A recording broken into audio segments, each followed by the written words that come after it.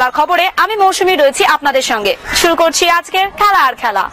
Bullet diary নিবেদন করছে সংবাদ প্রতিদিন। আসন্ন থাইল্যান্ড সফরের জন্য অনূর্ধ্ব 23 ভারতীয় দল ঘোষণা করলেন প্রধান কোচ নওশাদ মুসা। 23 সদস্যের একটি দল ঘোষণা করেছেন তিনি। আগামী 15 নভেম্বর পাথুমথানির থাম্মাসাত স্টেডিয়ামে থাইল্যান্ডের বিরুদ্ধে একটি প্রীতি ম্যাচ খেলবে তারা। মূলত আগামী বছর জাপানের আইচি নাগোয়ায় অনুষ্ঠিত হতে যাওয়া এশিয়ান গেমসের প্রস্তুতি অংশ হিসেবে এই প্রীতি ম্যাচে অংশগ্রহণ করবে নওশাদ মুসার ছেলেরা। 23 সদস্যের এই দলে ইস্ট বেঙ্গলের জোসেফ জাস্টিন সুযোগ পেয়েছেন, তবে প্রাথমিক দলে থাকলেও মূল দলে জায়গা পেলেন না লাল হলুদ গোলরক্ষক প্রক্সুখান গিল। এছাড়াও মোহামেডান স্পোর্টিং দলের ফরওয়ার্ড লালথান কিমও মূল দলে সুযোগ পেয়েছেন। ফেডারেশন কর্তারা এখন কোন দিকে নজর দেবেন, নিজের গতি নাকি আইএসএল এবং আই লিগ আয়োজন করা? একই দিকে আইএসএল এবং আই লিগ আয়োজন নিয়ে নাজেহাল অবস্থা ফেডারেশন কর্তাদের, অন্যদিকে রাজ্য সংস্থা নাকি ফেডারেশন কোথায় কর্তাদের নিজেদের পদ কোথায় থাকবে তা ঠিক করার জন্য জটিল অবস্থা সৃষ্টি হয়েছে ভারতীয় ফুটবলে। 12 নভেম্বর আইএসএল ক্লাবগুলো সিইওদের সঙ্গে ভার্চুয়াল মিটিং করেন ফেডারেশন সভাপতি কল্যাণ চৌবে। জানতে চান ইন্ডিয়ান সুপার লিগ নিয়ে ক্লাবগুলোর কাছে আলাদা কোনো পরিকল্পনা রয়েছে কিনা।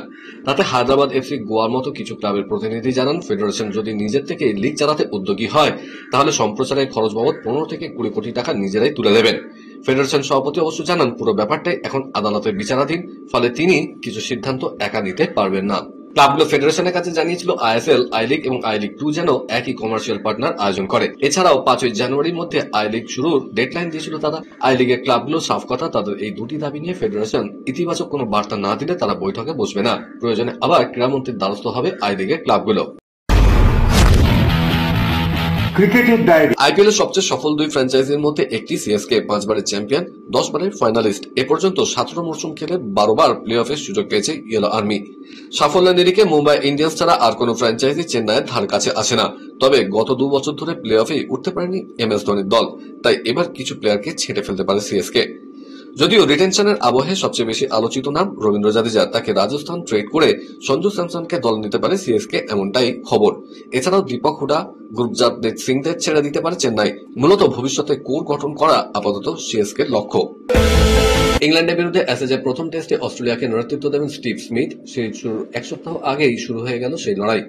ইংল্যান্ডে পেসারদের কটাক্ষ করলেন স্মিথ, জানালেন অস্ট্রেলিয়ার পিচে যে ধরনের বোলাররা সাফল্য পান ইংল্যান্ডের পেসাররা হয়তো সেটা পাবেন না। স্মিথের মতে অস্ট্রেলিয়া শুধুমাত্র জোরে বোলিং নয়, কাজে লাগাতে হবে সুইংও। 21 নভেম্বর পার্থের প্রথম টেস্ট ইংল্যান্ডের দলে রেখেছে 5 pacer, Mark Wood, Jofra Archer, Gus Atkinson, Josh Tongue এবং ব্রায়ডন কার্সকে। আগামী মাসে আইপিএল এর ছোট নিলাম, তার আগে ঘরোয়া ক্রিকেটে বড় দায়িত্ব পেলেন বরুণ চক্রবর্তী। সৈয়দ মুস্তাক আলী টি-20 ট্রফিতে তামিলনাড়ু অধিনায়ক করা হয়েছে তাকে। এই প্রথম অধিনায়কত্ব সামলাবেন কলকাতা নাইট রাইডার্সের ক্রিকেটার। বরুণের ডেপুটি করা হয়েছে নারায়ণ জগদীশনকে। গতবার মুস্তাক আলীতে অধিনায়ক ছিলেন শাহরুখ খান, এবার সেই দায়িত্ব পেয়েছেন বরুণ। তামিলনাড়ুর দল সাই কিশোর, জগদীশনের মতো প্রাক্তন অধিনায়ক থাকার পরেও নির্বাচকরা ভরসা রেখেছেন বরুণের উপরেই। বিগত 1 মাস ভারতীয় ক্রিকেটে মোহাম্মদ শামি নিয়ে নিরন্তর চর্চা চলছে। চ্যাম্পিয়ন্স ট্রফির পর থেকে টিমের বাইরে শামি। রঞ্জিতের নামার আগে জানিয়ে ভারতীয় তারকা পেসার রীতিমতো একহাত নিয়েছেন নির্বাচকদের। কারণ নির্বাচক প্রধান অজিত আগরকর অস্ট্রেলিয়ার দল নির্বাচনের পর জানান শামির ফিটনেস সংক্রান্ত আপডেট তার কাছে নেই, যার পাল্টা হিসেবে শামি বলেন ফিটনেস নিয়ে আপডেট দেওয়া আমার কাজ নয়। বিশ্ব টেস্ট চ্যাম্পিয়নশিপে দল বাড়তে চলেছে। এখন 9টা দল নিয়ে চলে টেস্ট বিশ্বকাপ। তবে 2027 থেকে 29 সার্কেল টেস্ট বিশ্বকাপে অংশ নিতে পারে 12 দল। তাছাড়াও ক্রিকেট নিয়ে আরো বড় পরিকল্পনা রয়েছে আইসিসির। ওয়ানডে সুপার লিগ ফিরিয়ে আনার কথা ভাবছে আইসিসি। জিম্বাবুয়ে, আফগানিস্তান, আয়ারল্যান্ড আইসিসির পূর্ণ সদস্য হলেও টেস্ট বিশ্বকাপে খেলে না।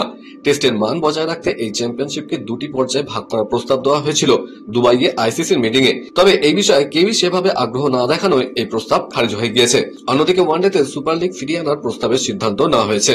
2023 সালে বিশ্বকাপের পর এই প্রস্তাবের সিদ্ধান্ত বাতিল হয়ে গিয়েছিল। তবে এখন ওয়ানডে ক্রিকেটকে বাঁচিয়ে রাখতে এই সিদ্ধান্ত নিয়েছে আইসিসি। জানা যাচ্ছে এই প্রতিযোগিতা শুরু হতে পারে 2028 সাল থেকে। কতগুলো দেশ এই টুর্নামেন্টে খেলবে তা অবশ্য জানা যায়নি। 2027 সালের বিশ্বকাপের পর এই নিয়ে সিদ্ধান্ত হতে পারে। খেলার খেলাতে সময় হয়ে গেছে এখন একটা ছোট্ট ব্রেকের। ফিরছি ব্রেকের পর, দেখতে থাকুন খেলা আর খেলা।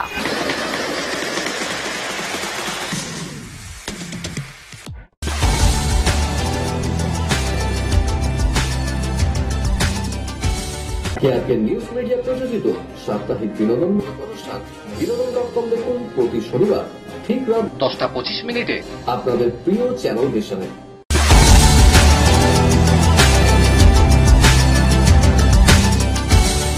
ব্রেকের পর ফিরে এলাম খেলা আর খেলাতে।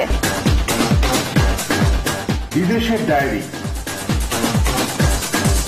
এফে দ্বিতীয় স্থানের জন্য লড়বে হাঙ্গেরি এবং আয়ারল্যান্ড। রানার্সদের পক্ষে বাকি দুটি গোল মাইকেল ওলিজে এবং হুগো একিতেকের।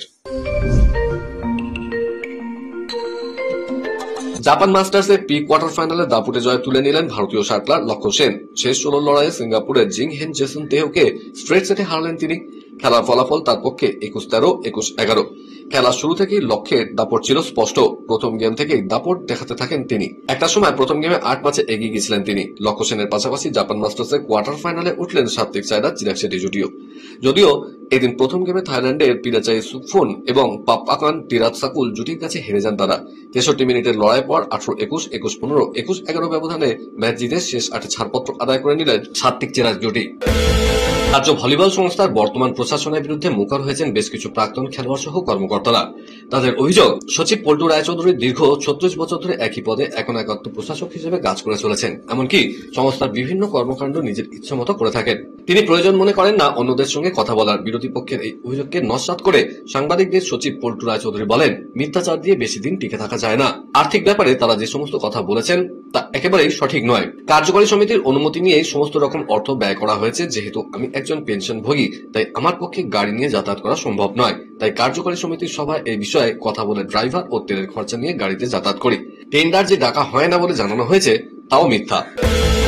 এখন শুধুই সংবর্ধনার লোভনীয় সমস্ত প্রতিশ্রুতি, কিন্তু এইসব প্রতিশ্রুতি কতটা বাস্তবায়িত হবে তা নিয়ে প্রশ্ন তুলে দিলেন সোনি গাভাস্কার। বিশ্বজয়ী মহিলা ক্রিকেটারদের কাছে তার বার্তা, এখন অনেক প্রতিশ্রুতি পাবে, কিন্তু যখন দেখবে এগুলো বাস্তবায়িত হচ্ছে না তখন মন খারাপ করো না। টেনে এনেছেন 83 বিশ্বজয় প্রসঙ্গ। সানি বলছেন, 83-তে আমরা যেবার বিশ্বজয়ী হয়েছিলাম নানা দিক থেকে নানা প্রতিশ্রুতি এসেছিল, কাগজে ফলাও করে সে সমস্ত ছাপাও হয়েছিল, কিন্তু পরে দেখা গেল যা যা প্রতিশ্রুতি তার প্রায় কিছুই বাস্তবায়িত হয়নি।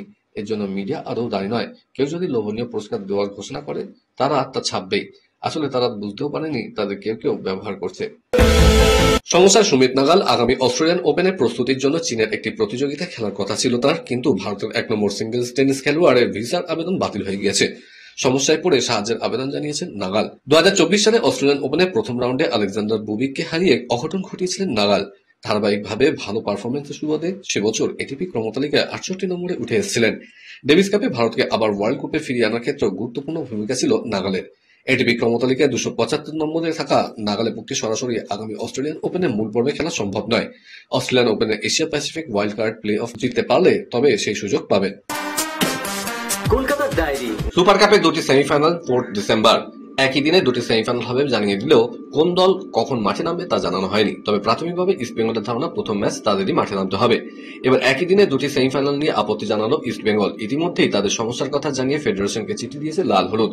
তাদের বক্তব্য, তারা বিকেলের ম্যাচে মাঠে নামতে রাজি নয়, বরং 3রা ডিসেম্বর সন্ধ্যাবেলা তারা সেমিফাইনাল খেলতে চেয়েছে। উঠে আসছে অন্য যুক্তিও, ফতরদার মাঠের অবস্থা এমনিতেই খারাপ, সেখানে একই দিনে পরপর 2টো ম্যাচ হলে যথেষ্ট সমস্যায় পড়তে হবে। তাই ইস্টবেঙ্গল আবেদন জানিয়েছে 2টি সেমিফাইনাল যেন 3 এবং 4 ডিসেম্বর একই সময় আয়োজন করা হয়। তবে এই নিয়ে ফেডারেশন এখনো কিছু জানায়নি। দৃঢ়তা, একাগ্রতা ও অন্তর্ভুক্তির এক অনন্য উদযাপন হতে চলেছে শহরে। স্পেশাল অলিম্পিক্স ভারত পশ্চিমবঙ্গ আয়োজন করছে জাতীয় ফুটবল চ্যাম্পিয়নশিপ, যা অনুষ্ঠিত হবে সাই কমপ্লেক্সে সল্ট লেকে 18 থেকে 20 নভেম্বর 2025 পর্যন্ত। এই প্রতিযোগিতা অংশ নেবেন দেশের 20টির বেশি রাজ্যের 300-র বেশি ক্রীড়াবিদ, কোচ ও কর্মকর্তা। খেলা হবে 3টি বিভাগে, সিনিয়র, জুনিয়র ও সাব জুনিয়র। সিনিয়র পুরুষ ও মহিলা বিভাগে অনুষ্ঠিত হবে 5 জনের ইউনিফাইড ফুটবল প্রতিযোগিতা, 3 জন বিশেষ ক্রীড়াবিদ ও 2 জন সঙ্গী খেলোয়াড়।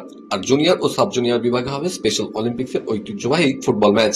এই চ্যাম্পিয়নশিপ হবে আসন্ন স্পেশাল অলিম্পিক্স ওয়ার্ল্ড সামার 2027, যা অনুষ্ঠিত হবে লাতিন আমেরিকায়। যোগ্যতা নির্ধারণের অন্যতম গুরুত্বপূর্ণ এক ধাপ। আর এই ফুটবল টুর্নামেন্টকে কেন্দ্র করে গতকাল প্রেস ক্লাবে হয়ে গেল এক সাংবাদিক সম্মেলন, যেখানে সংস্থার প্রেসিডেন্ট পবন পাতোদিয়া ছাড়াও হাজির ছিলেন অন্যান্য কর্মকর্তারা। খেলা আজকের মতো এই পর্যন্তই।